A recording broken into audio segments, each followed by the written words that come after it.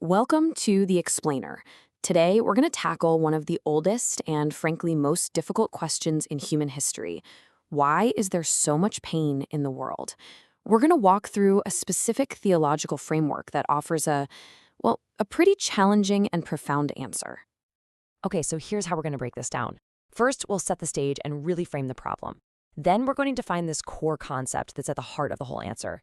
After that, we'll see how that idea applies to suffering, check out how it stacks up against what people think today, and then, wrap it all up with a big takeaway. So, first things first, we really have to get our heads around just how ancient and raw this question is. I mean, this is not some modern philosophical puzzle. It's this fundamental human cry against the brokenness of the world. And here it is, the question you've probably heard a million times. It's that classic problem, right? The tension that's right at the heart of so many belief systems. Look, if God is all good, he'd want to stop evil. And if he's all-powerful, he could stop evil. And yet, here we are. Suffering and evil are everywhere. And you can just feel the anguish in these words. This is from the prophet Habakkuk, writing more than 2,500 years ago. He's looking at all the injustice and violence around him, and he's just crying out, basically demanding to know, where are you? Why are you so silent? Then you have the story of Job, a guy who literally loses everything. And the response from God in that story, it's not some neat, tidy explanation. No, it's a challenge. It's basically saying, hey, your human perspective, it's way too limited to even begin to grasp the big picture. So, okay, now that we've set up that tension, this theological framework that we're digging into today, it actually offers an answer. But to even start to understand it, we've got to unpack its central idea, this thing called God's glory. Right, so this is the absolute crux of the argument. From this point of view, the purpose of everything, and that includes allowing suffering, is all about revealing God's glory. But what on earth does that actually mean? This is so cool. The original Hebrew word kabod is the key. When we hear glory, we think of, bright lights or fame, right? But that's not it at all. Kabod literally means weight or heaviness. Think of it like the tangible substance of God's worth, the sum total of all his perfect qualities. His love, his justice, his wisdom, his power. And this is where it gets really interesting, this distinction that theologians make. You've got intrinsic glory, which is basically the perfection God just is, all by himself, totally independent of anything else. But then you've got extrinsic glory, and that's the display of that inner perfection out in the world for us to see. So how do we see this extrinsic glory? Well, according to these texts, it's made visible in a few key ways. You see it in the sheer scale and beauty of the universe itself. It's shown, they say, most completely in the person of Jesus. And get this, it's even described as the whole reason humanity was created in the first place. All right, so let's connect the dots. How does this whole idea of glory actually answer our original question about pain and suffering? There's a story from the Gospel of John that illustrates this perfectly.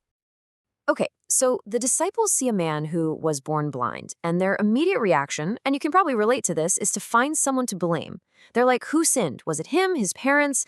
It's such a human thing to do, right? We try to make sense of tragedy by finding a direct moral cause and effect.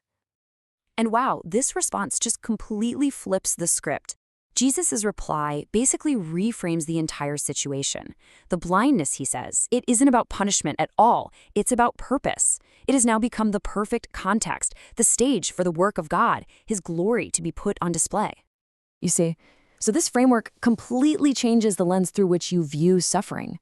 It's no longer just some meaningless flaw in the system, some tragic accident. Instead, it becomes a potential moment where certain attributes of God, like his power, his mercy, his grace, can be shown in a way they just couldn't be otherwise.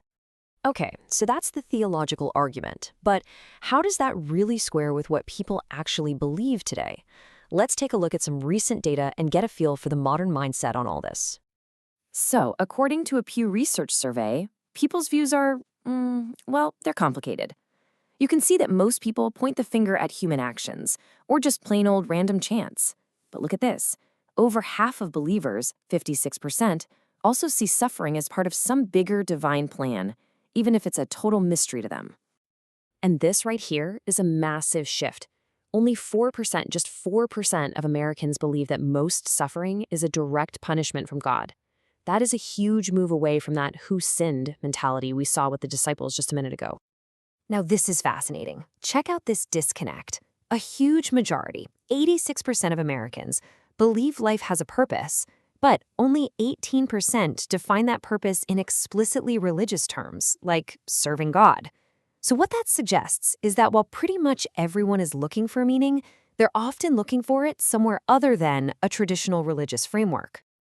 And this really points to what seems to be the dominant modern view. For a majority of people, the purpose they find in suffering is all about personal growth. It's seen as redemptive not because it shows off God's glory, but because it forges human character and makes us stronger. All right, so we've laid out this ancient theological answer, and we've held it up against the modern data. Where does all this leave us? What's the big takeaway here? Let's put it all together. We started with that really raw human question, why? The framework we've looked at doesn't give a simple feel-good answer. Nope. Instead, it suggests this radical shift in focus, moving the center of the universe away from our comfort and toward the display of God's weightiness, His glory.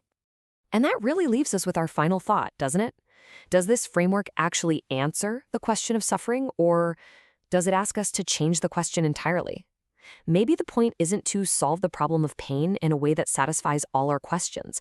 Maybe, just maybe, its real purpose is to challenge us to ask a totally different question, to shift from asking, why is this happening to me, to what greater purpose could this possibly serve?